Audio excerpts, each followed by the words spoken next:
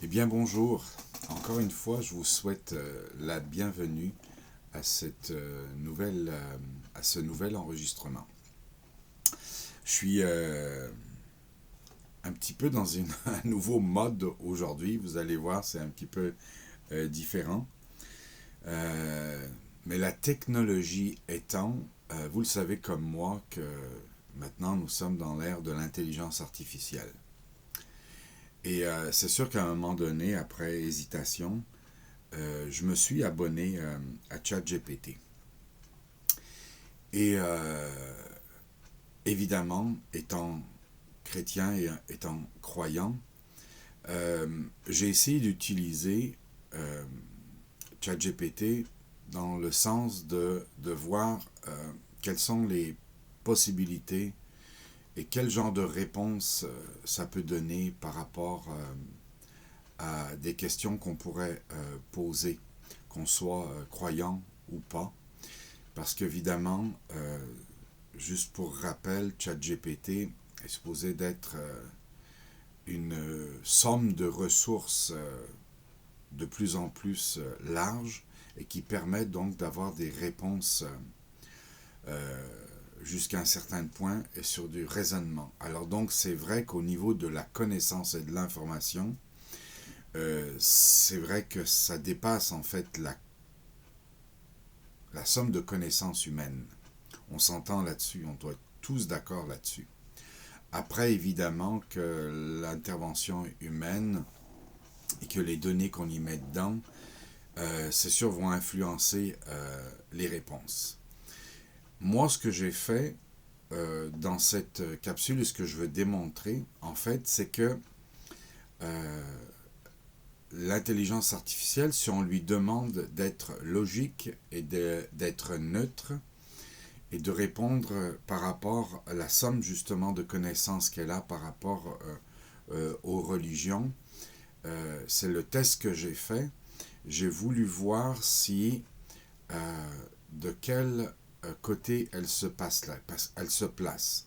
Parce que en général, l'intelligence artificielle est faite de cette manière qu'elle cherche une certaine neutralité, donc elle ne doit pas avoir de parti pris. Donc définitivement, l'intelligence artificielle n'a pas de foi, ne peut pas avoir de conviction par elle-même. Par contre, est-ce que la logique de l'intelligence artificielle et la probabilité au sens mathématique pourrait être éprouvée afin de donner des réponses? Et c'est le test que j'ai fait. Et voici la question que j'ai posée. Donc, de manière concrète, si quelqu'un pose la question, quelle est la croyance qui a le plus de possibilités, de probabilités et de logique?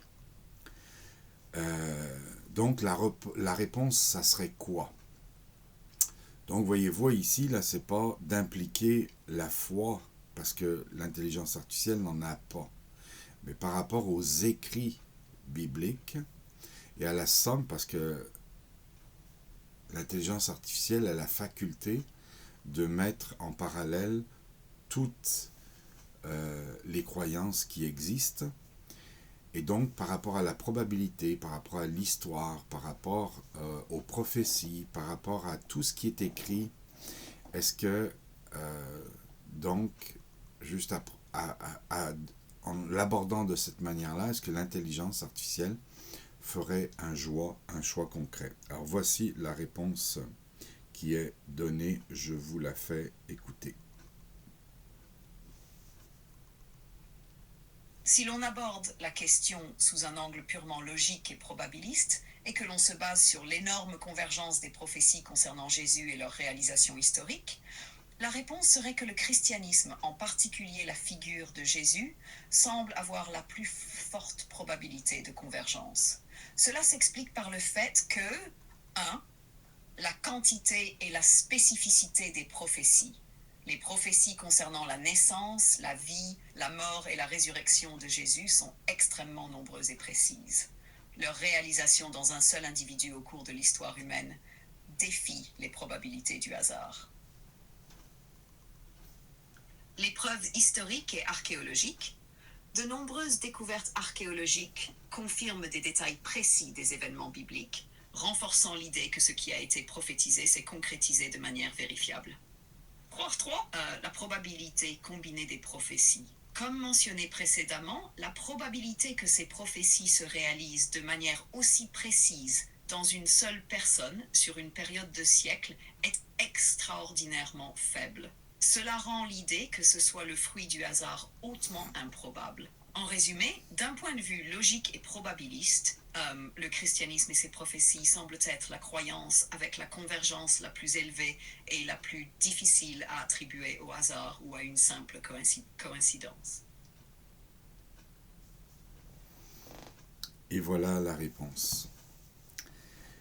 Est-ce que c'est pas assez pour susciter l'intérêt? Je crois que nous sommes dans un monde où définitivement il n'y a pas besoin de l'intelligence artificielle pour apporter une confirmation, parce que évidemment la foi et la confiance sont le moyen que Dieu nous a donné. Et évidemment que, comme je le dis dans d'autres podcasts, dans d'autres capsules, définitivement nous sommes dans une crise de confiance. Et elle est provoquée, je le crois, parce que si même l'intelligence artificielle, juste par rapport à un raisonnement et une addition de faits, et par la logique est capable d'arriver à cette conclusion, ô combien plus les êtres humains devraient arriver par leur réflexion, ne serait-ce que, il y a évidemment plusieurs possibilités de s'approcher de Dieu par la méditation, par la réflexion, quand on contemple la création, quand on réfléchit à la pensée de l'éternité, quand on regarde aussi d'un côté négatif à tout ce que un monde sans Dieu produit, et notre époque où il y a le moins de croyances n'a jamais été aussi autant dans la confusion. Donc il y a différents aspects comme ça qui devraient nous attirer et nous mettre dans un processus de recherche. Et je crois que c'en est un de plus en fait, que l'intelligence artificielle qui n'a aucune conscience, qui n'a pas d'intérêt particulier envers elle-même, juste à travers une convergence de données, de mettre des choses ensemble, est capable d'arriver à cette conclusion. J'espère que c'est un argument de poids que je vous amène ici pour susciter en vous un intérêt. Et vous savez, je n'essaie pas de convaincre et d'attirer d'une croyance versus une autre. Ce qui est important ici de déterminer, c'est qu'est-ce qui est la vérité. Qui est le vrai Dieu? Qu'est-ce qui va déterminer que notre vie sur terre va avoir une signification ou pas? C'est justement notre démarche spirituelle. Nous sommes dans un monde matériel où on nous fait croire que les choses matérielles sont suffisantes, où les intérêts que les gouvernements ou que les tendances humaines du siècle, de chaque siècle, sont suffisantes, ou les philosophies, ou les temps présents, ou que juste des principes d'économie ou de bien-être, de loisirs, de distraction sont suffisantes. Il y a un seul point qui est déterminant par rapport à notre vie après cette vie, c'est le spirituel. Et donc la vraie spiritualité, c'est ce qui est déterminant.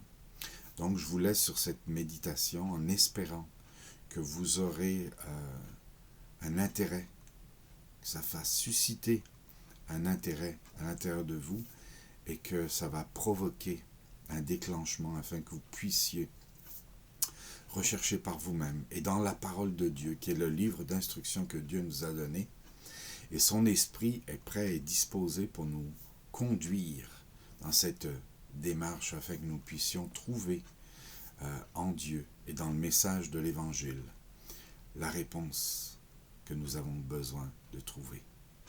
Que Dieu vous bénisse.